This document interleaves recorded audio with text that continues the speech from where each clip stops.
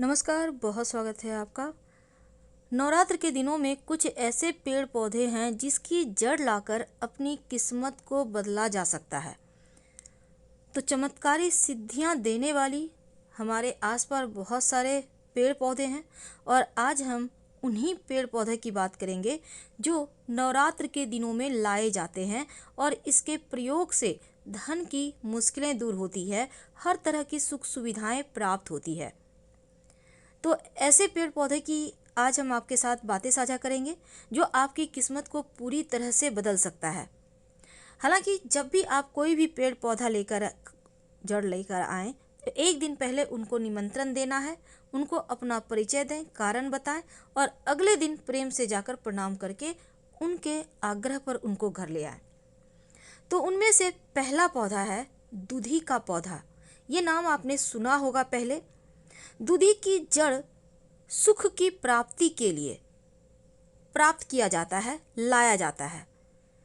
पुनर्वसु नक्षत्र में दूधी का जड़ लाकर अगर आप इस जड़ का तिलक लगाएं या अपने शरीर पर कहीं भी लगा लें तो सुखों की प्राप्ति होती है। दिन ब दिन आपके जीवन में तरक्की होती चली जाती है। इस पौधे को सुख बढ़ाने वाला पौधा कहा गया है। आसपास कहीं आपको मिल जाए, अच्छे से पहचान लें तो आप जरूर ले आए। दूसरा है, अब हम आपको महाप्रयोग बताएंगे, बहेड़ा का जड़। पुष्य नक्षत्र में इस बहेड़ा के वृक्ष की जड़ को लाना है। उसका एक पत्ता भी लेकर आइए और धन स्थान पर रख दीजिए। रोड साइड आपको मिल जाएगा ये पेड़, बड़ा पेड़ होता है। इस पौधे के पत्ते या जड़ घर में रहने से दृढ़ता नहीं आती। पूर्वा फाल्गुनी नक्षत्र में बहेड़े का पत्ता लाकर अगर घर में रख दें तो ऊपरी बला बाधा से मुक्ति मिलती है। धतूरा, इसके बारे में तो आप जानते होंगे। धतूरे के जड़ कई तांत्रिक प्रयोगों में प्रयोग किए जाते हैं और साथ ही आश्लेषा नक्षत्र में धतूरे की जड़ लाकर घर में रखें तो सर्प का भय नहीं रहता, शत्रु परेशान नहीं करते। काला धतूरा का जड़ लाना है, याद रखिएगा। और पत्तियों में कालापन होता है जो काला धतूरा होता है। रविवार, मंगलवार या किसी भी शुभ नक्षत्र में आप घर में लाकर रख सकते हैं, धन वृद्धि होता है।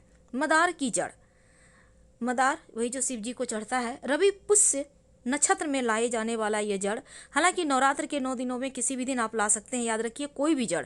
लेकिन नवरात्र में नहीं ला सकते, तब रवि पुष्य नक्षत्र में लाइएगा और दाहिने हाथ में धारण कीजिएगा इस जड़ को, तो आर्थिक मुश्किलें समाप्त होती है, कोर्ट कचहरी में सफलता मिलती है और कमर में बांधा जाए तो संतान की प्राप्ति निसंतान को भी हो जाती है।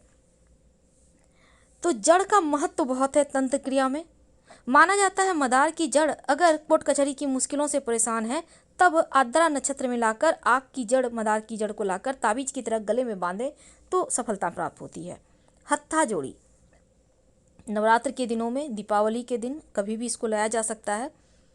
मुकदमा, शत्रु मुक्ति, संघर्ष खत्म, दृढ़ता का निवारण के लिए इसका प्रयोग किया जाता है। हत्था जोड़ी को लाकर हमेशा लाल कपड़े में बांधकर या फिर सिंदूर की भरा हुआ डिब्बी में रखना चाहिए। महिलाएं इसको नहीं छूती हैं, इस बात का ध्यान रखें। धन स्थान पे रखने का विधान है हत्था जोड़ी को लाकर, याद रखिएगा। बेला की जड़, बेला का पुष्प तो आपको पता है। अगर विवाह संबंधी कोई भी समस्या आपके घर परिवार में किसी के ऊपर आ रही है तो बेला के फूलों का प्रयोग किया जाता है। बेला, जिसको हम मोगरा या मोतिया भी कहते हैं, तो बेला के फूल सफ़ेद रंग के होते हैं। और अगर कोई महिला गुरु, ये जो बेला की जड़ है, और गुरुवार के दिन, और जो पुरुष हैं वो शुक्रवार के दिन अपने पास रखे तो शीघ्र विवाह के योग बनते हैं।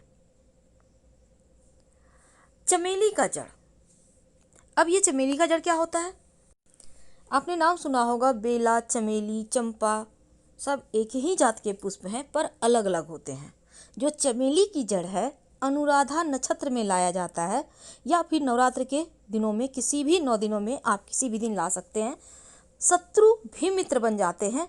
जिस घर में चमेली का पौधा होता है या इस जड़ को अगर पास में रखना शुरू कर दें तो शत्रुनाशक माना गया है इस पौधे की जड़ को। इसके बाद स्थान है चंपा। चंपा का पुष्प का आपने नाम सुना होगा, बड़ा सा पेड़ होता है और ये पुष्प खासकर माता रानी को ज़्यादा पसंद है। चंपा का जो पुष्प होता है सफ़ेद पुष्प होता है, बीच में पीलापन लिया हुआ, खुशबू बहुत खूबसूरत होता है इस पुष्प का। और माता रानी को इस पुष्प का माला पहनाया जाता है, खासकर जब आप रामनवमी में शीतला माता की पूजा करते हैं उस समय। तो चंपा की जो जड़ है हस्त नक्षत्र में लाया जाता है और लाकर बच्चों के गले में बांधे तो बच्चे के ऊपर प्रेत बाधा नज़र दोष वगैरह नहीं होता, उससे रक्षा होती है, आपके बच्चे स्वस्थ और मस्त रहेंगे। तो चंपा, इस पुष्प को चंपा का पुष्प कहा जाता है। आप ध्यान से देखिए, आपके आसपास जरूर होगा, ज़्यादातर रोड साइड ये पौधे होते हैं। इसके बाद नंबर है शंख पुष्पी, इसकी जड़ का। इसकी जड़ को रवि पुष्य नक्षत्र में लाकर चांदी की डिब्बी में रखकर धन की स्थान पे रखें तो धन बढ़ता है, दिन ब दिन सुख समृद्धि बढ़ता है। और इस शंख पुष्पी की जड़ को बस वही प्रक्रिया है, एक दिन पहले न्योता दे दें। अगर आप फरवरी में हैं, अचानक से मिल जाए तब जड़ में थोड़ा सा पानी डालें, आपके पास जो भी चीज़ में पानी है, प्रणाम करें, अपनी कामना कहें, अपना परिचय दें, आप अपना नाम बोलें, अपना घर परिवार का नाम बताएं, गांव का नाम बताएं, शहर का नाम बताएं, फिर प्रणाम करके ले आएं। तुलसी की जड़, पूर्वा भाद्रपद नक्षत्र में तुलसी की जड़ लाकर मस्तिष्क पर धारण करें, यानी कि माथे पर सटाने के बाद इसको पास में रखें तो अग्नि भय से मुक्ति मिलती है, हर तरह की मुश्किलें समाप्त हो जाती है, श्री हरि की कृपा भी बरसती है। इसके बाद सबसे जो मुख्य है वो है नींबू की जड़।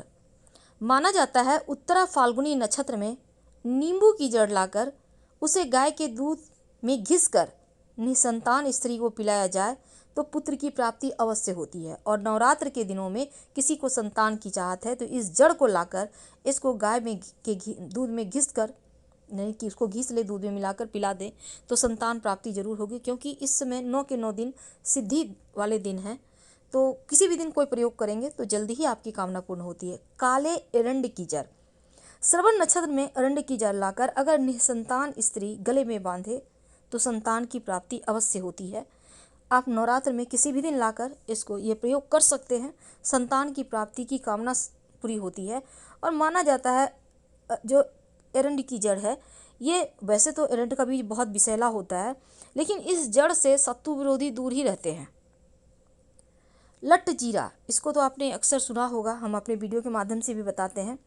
अगर लट्ट जीरा की जड़ को भस्म बना ले जलाकर और दूध से पिया जाए, दूध में मिलाकर थोड़ा सा, एक चुटकी, ज़्यादा नहीं, तो संतान प्राप्ति की समस्या समाप्त होती है। लट्ट जीरा का बहुत सारा प्रयोग होता है शत्रु मुक्ति के लिए भी, इसके लिए भी हमने पहले से वीडियो डाल के रखा हुआ है, आप देख सकते हैं लट्ट जीरा का प्रयोग। और अपामार्ग, अपामार्ग के बारे में भी आपने सुना होगा, इसी लट्ट जीरा को कहा जाता है और इसके बहुत सारे वशीकरण में प्रयोग होते हैं। अब हम इसके बाद आता है शंखाहुली, जिसको हम छोटा धतूरा भी कहते हैं।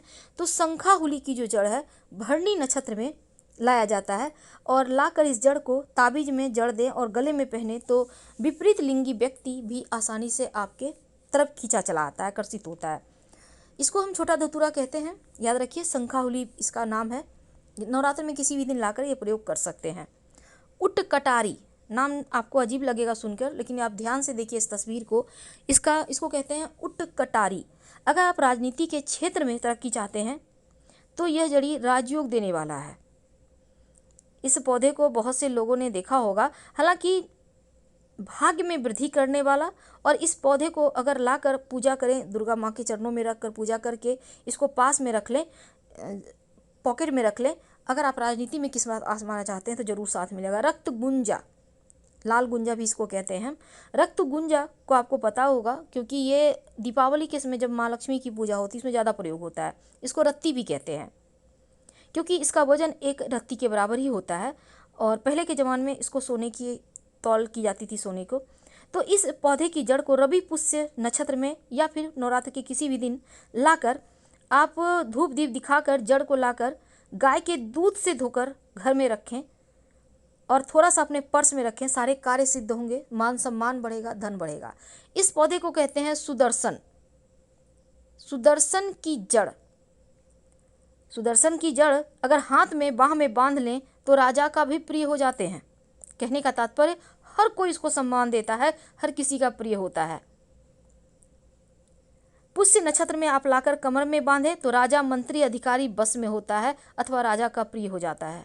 अगर आसपास मिले तो छोड़िएगा मत, क्योंकि इससे ज़्यादा अच्छा कुछ प्रयोग हो ही नहीं सकता। नवरात्र में किसी भी दिन ये प्रयोग आप कर सकते हैं। तो हम आपसे विदा लेते हैं। जानकारी अच्छी लगे तब लाइक कर सब्सक्राइब करें, अपनों से शेयर करें, कमेंट करें। धन्यवाद। हम फिर मिलेंगे।